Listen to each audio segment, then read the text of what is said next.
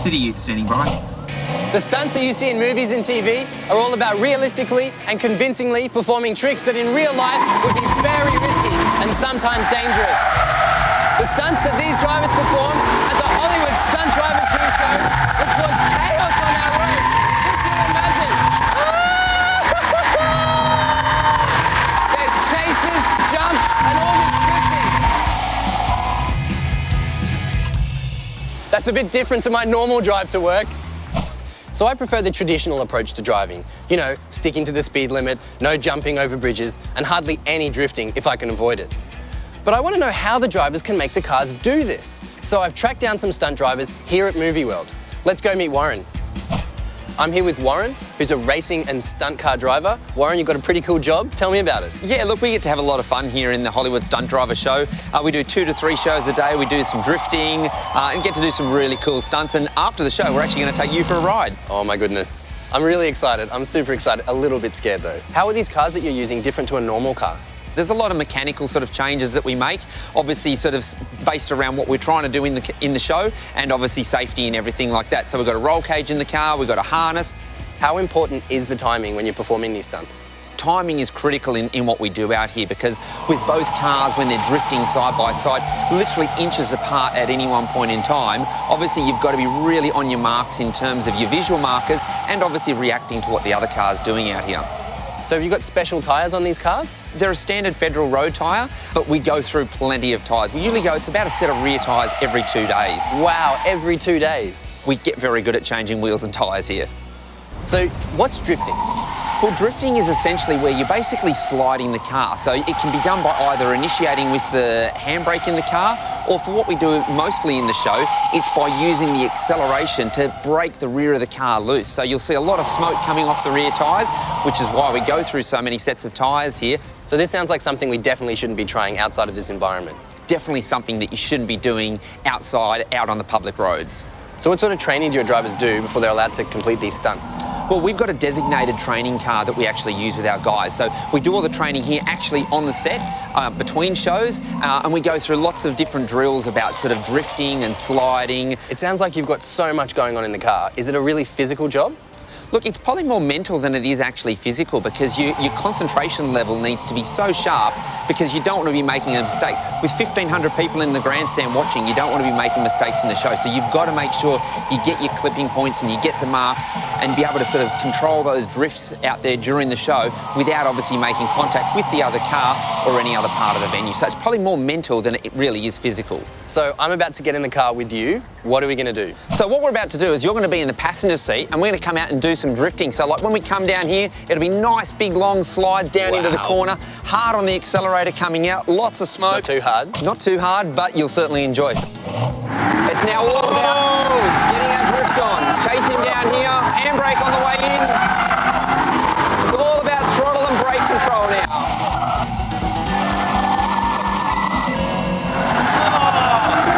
Oh yeah, that's right up and close to him. I reckon you could touch him.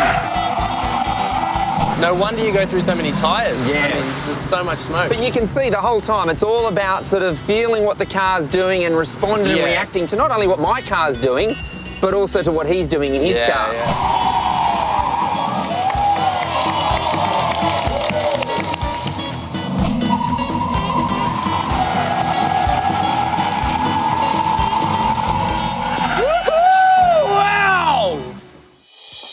So that was a lot of friction there.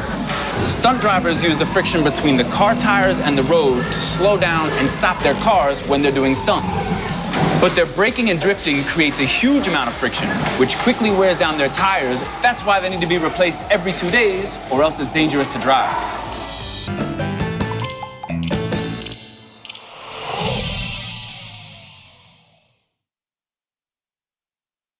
Fire can be a really, really scary and dangerous thing. But before we invented electricity or batteries, it was the only way that we could make heat or light. Now, Aboriginal Australian culture is one of the oldest living traditions in the world, and they've got some really special knowledge about fire and how to use it. And one of those ways is for farming. I've come to meet Uncle Dean, who's going to tell me a bit more about it. Uncle Dean, hi. Hi, how you going? Good. What are you up to? Well, I'm looking at the old way that the ancients lit fire, the hard way. Well, sometimes it can be the hard way, but I'm going to show you how to light fire today with 2 sticks.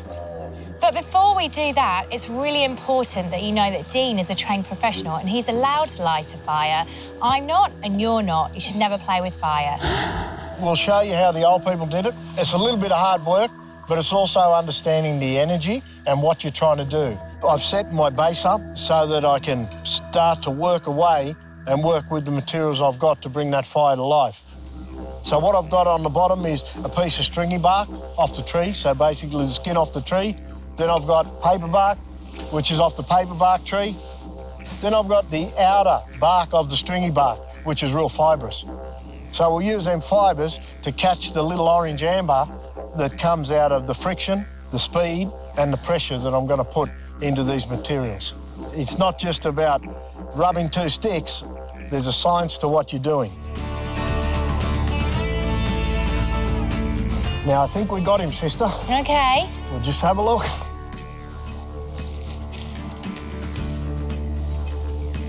Wow, look at that fire, amazing. Just remember, only trained professionals can light controlled fire because bushfires can be really, really bad. And just like the ocean, fire needs our respect.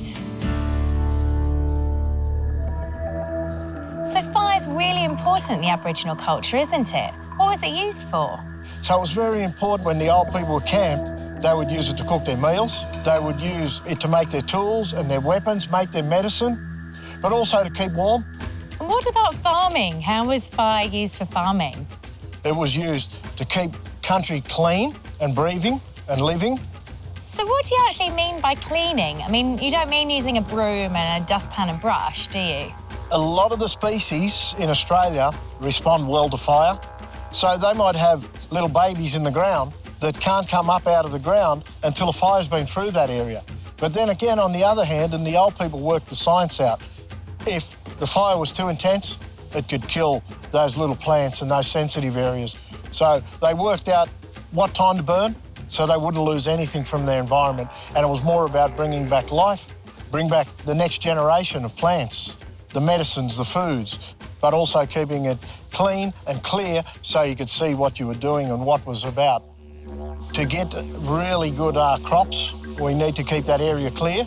And if we don't burn it, we'll start having all our trees popping up in those plain areas. You need a pretty big area so you can get good amounts of grains. The old people didn't want all the other bushes in there. They would grow crops of native grasses so they'd get big harvests. Yeah, and then they could make their breads, you know, and even store some, because there's reports of the old people actually storing grain. So when they're not using it, they've got a source to go to. They're pretty smart. And apart from crops, when you burnt the ground down, you had those new shoots coming up. That meant that kangaroos could come in that could be hunted, didn't it? The animals will come in to eat that new grass, them new shoots, which is a lot softer than chewing on a pretty old plant. They'd be relaxed because there'd be plenty of food there. So you could wait patiently until the time was right and then get your meat. You don't have to chase them 5 kilometres. You be patient and wait and then find that time when it's ready to get that kangaroo. The kangaroo didn't know that it was going to lose its life with respect. Yeah. Tell me about smoking ceremonies, because they're really important, aren't they? Smoking ceremonies were an important part of culture. It wasn't all about just lighting a fire for the sake of lighting a fire. We could use smoking ceremonies for different things. We can use smoking ceremony for burial, so to pass a loved one over and allow that spirit to go into spirit world. Or we can use it for bringing people together, celebration, also healing. Healing was a big part of smoking ceremonies, and using that smoke to heal different parts of the body, but also heal land. You know, to go in and look at an area that's been upset or unsettled or disturbed and start to heal it and work with them old spirits to bring back the right energy, the positive energy into that area. So we can use it for clearance, celebration, burial, and healing. You can change smokes depending on the materials you use or the things you put in it, like water. Water will give you white smoke, and then the different types of leaves will give you different coloured smokes as well. Oh, amazing. Yeah, language without voice again. You know, it's very important in our culture to be able to understand something without talking or it talking back to you in the way we're used to hearing tongue. Fires in traditional times were going all the time in the camp, and they'd only put them out when they left camp. And usually the old people wouldn't leave traces of that. They would bury or cover their fires and make sure that fire was out. But when they came back, they'd use that same place again. So fire is really important in Aboriginal culture then, isn't it? Oh, we can't have a culture without fire. You know, fire is so important to everyday life. And even today, where our solar energy comes from. It comes from the same place as my old people got fire 60,000 years ago. Grandfather Sun gives us our energy. He's the heart of the fire. He's about connectiveness, oneness, and our warmth, our light. We get so much from that old man, yet we take him for granted.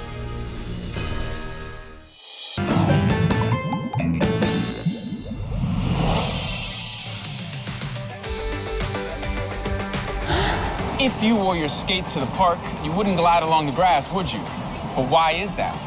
To understand why, we first need to talk about the concept called friction. Friction is like the brakes on your bike. It slows everything down. So you can think about it like two surfaces rubbing against each other. Some surfaces have more natural friction than other ones. The grass at the park has much more friction than that ice rink behind me. So now we know why ice is so slippery. And next we're gonna test out a few different surfaces on the ice and see what happens. But before we do that, I'm gonna need a helmet. And today's helmet is gonna be played by Nathan. Hey, Nate! I've got all my safety gear on, ready to go. Just to let you know, I'm not a very good ice skater. Okay, don't need you to skate, I just need you to glide. Okay, so we got sneakers. Let's see how far you glide. Oh! So Nathan's sneakers are a little bit old. They're rubber soled. They're kind of worn down. I reckon he went about 1 meter, maybe 2 meters. Let's try the next one. These are some gum boots. How do these feel? These feel pretty good. I feel like my feet aren't going to get wet. Okay. But on the ice, they feel a bit pretty slippery, actually. Okay, all right. Let's try it out. Let's see how far you get. So just glide? Straight across. Just glide. Okay. I actually think it's a little bit shorter. There's less friction from the gum boots, but the pattern is slowing you down. Now let's try a pair of flip-flops. You ready, Nathan? Yep. All right, let's try again, Okay, so just glide, yeah? Glide straight across. Whoa! Those don't go very far at all. Would you say they're easier to walk in? Yeah, they would be, actually. Like, That's because there's more friction, which is also why you don't glide. There's so much friction you can't get anywhere. All right, let's try another pair. another pair. Okay, now we're gonna try a pair of socks. You ready, Nathan? Oh, it's so cold. Now, those are some dirty socks. Have you ever put them through a washing machine? They're my lucky socks. Lucky. Never, ever.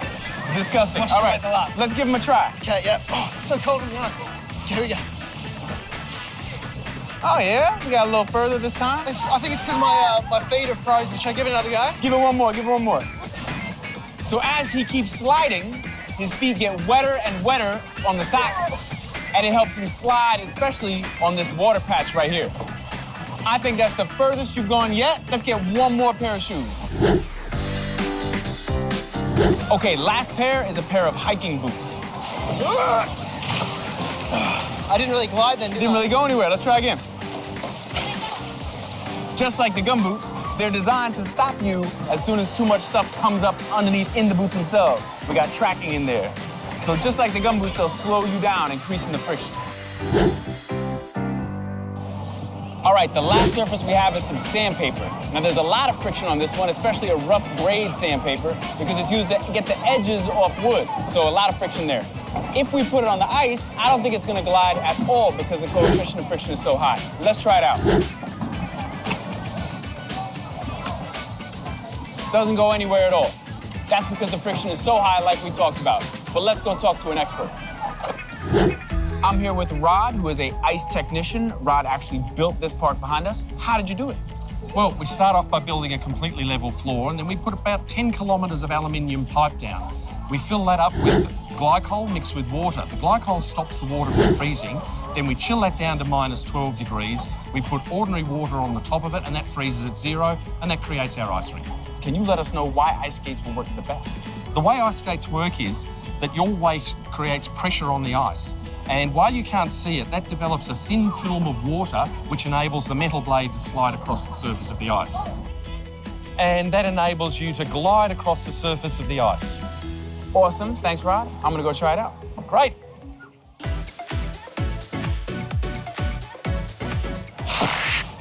Okay, so there's a reason why ice skates work so great on the ice. The top of the ice is actually a little bit softer than the ice further down. When you get a little bit of friction from the metal blade, it actually melts the soft ice, and that's why you glide. If there was too much friction, you wouldn't go anywhere. The blade on the bottom of the shoe means you have less contact, so less friction, so more speed. The blade also helps you to steer as you skate, and importantly, it focuses all your weight into one point on the ice, increasing the pressure, melting it a little bit more, and giving you even more glide. So the blade gives you a little bit more control, which is really important if you're a figure skater. And now it's time for some friction-free fun.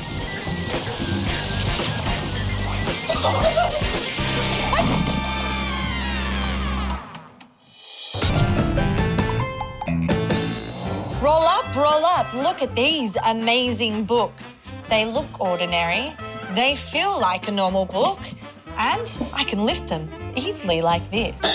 Now, if I simply place one book on top of the other, I can easily pull it apart. But without adding any glue or any special materials, I can guarantee that these books will not, under any circumstance, pull apart. And just this once, I'll let you in on this magician's secret.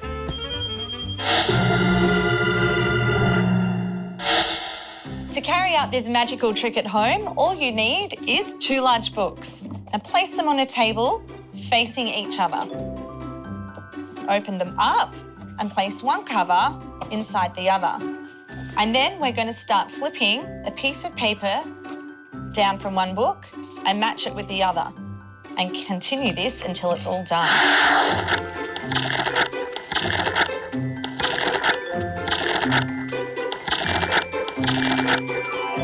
Make sure the pages overlap each other. It might take a while, but it's totally worth it for the magic trick. Now, it may not look like much, but look what happens when I try and pull it apart. I swear I'm not weak. I can't pull it apart. It's actually impossible. No.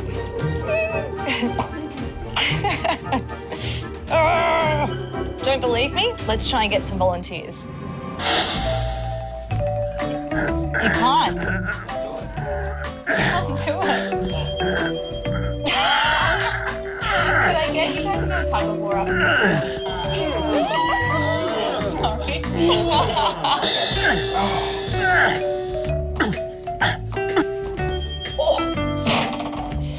Sorry. I'm determined.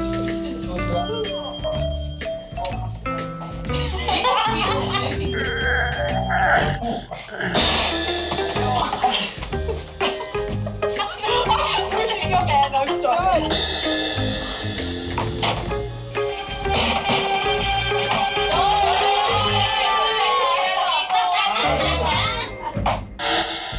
The books are stuck together because of their normal force. And interweaving the pages increases the normal force and friction to the point where the books get stuck together. Perfect. I got it! First time! Second time. It's not the pages that change in this experiment, it's the weight pressing down upon them. That's why you have a really hard time dragging a heavy piece of furniture across the floor. It's because the weight of the furniture pressing against the floor causes a lot of friction. So now I've revealed my secret magic trick to you. You can go and trick all your friends.